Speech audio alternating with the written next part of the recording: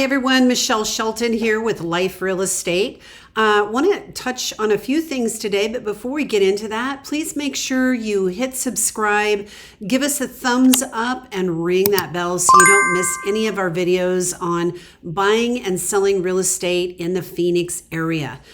We're excited to help buyers that come in off. We get calls every day from buyers and sellers just like you from our YouTube channel. There's not very many real estate agents putting out everything that they know on YouTube. And those of us that do, we get a lot more call volume than those of us that don't. So you can definitely get to know us and get to know your realtor and see their level of knowledge really easily when you're watching videos on YouTube. Today, I want to talk about listings and different ways that we get them under contract. And this comes with experience. It comes with a very high level of skill in negotiations.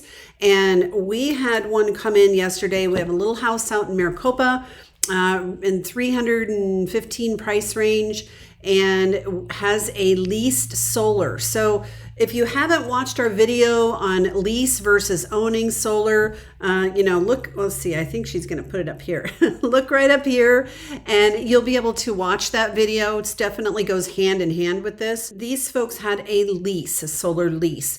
Well, in that price point, a lot of times it is more challenging. I would consider that an entry-level home.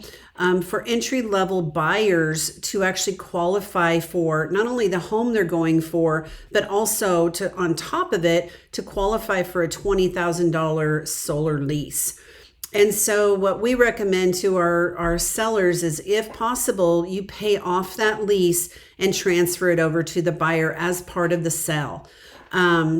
It's not fun sometimes. That's why I always tell people, look, if you are going to get solar, make sure you either pay it off and you have the funds to do that. Don't do a lease. I hate them. I think it sets people up to lose.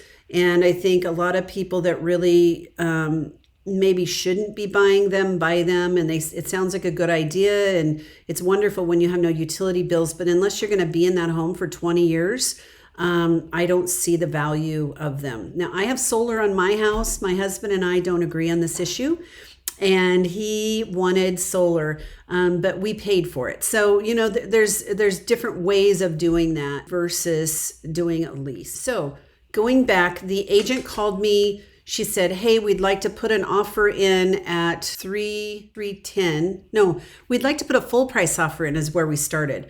Full price offer, 315, and we need $15,000 in closing costs. Well, that to me, that's over 4%. So that triggers a question of, why do they need so much? Are they buying down the rate, which is exactly what they're doing? She said, yes, but their cap is at 315. So I said, okay, look, she said, the taxes are much higher on your home than others. And I was like, what? I hadn't heard that. And I didn't see that it was higher than others. So I said, tell me what you're seeing. And she said, we're seeing $2,300 on the taxes. And I said, well, it is registered as a rental.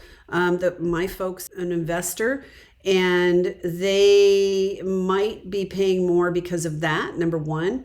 But I said, when I get home, let me jump in and look at it. So I jumped in, went to Pinell County. I went directly to the county site instead of using Monsoon, which is our MLS site, for the tax info. And it showed that last year it was $2,300, 2021, but 2022 was 23. So 17 as opposed to the 23.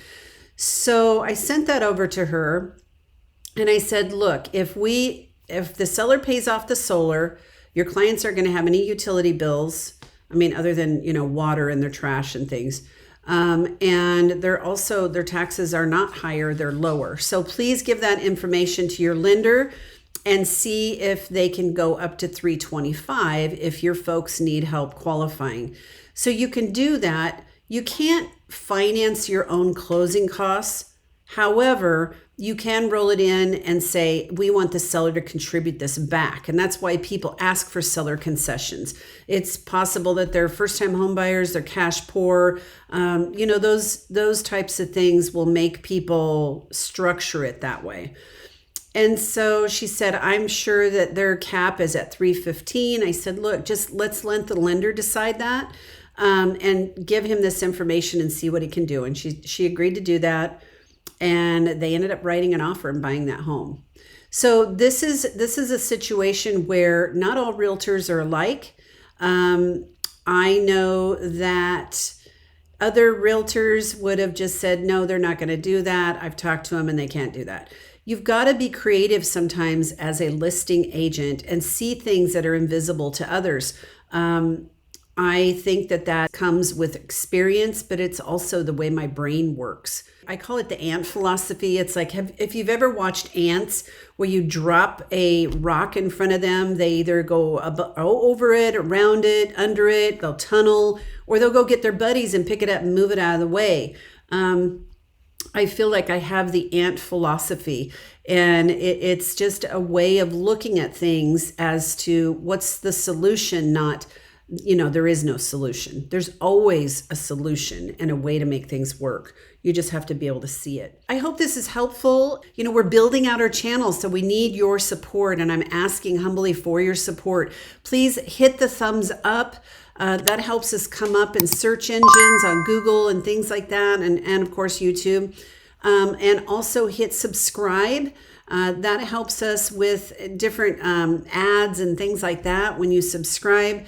And also make sure you ring that bell so you don't miss anything. And if you're looking to buy and sell in Arizona, a couple of things, we'd love to hear from you. My number is 480-577-8272. You can call or text me at that number. You can actually watch free home buyer and seller workshops at gophoenixrealestate.com/workshops. We hope to see you soon, and we hope to hear from you even sooner. Take care. Bye.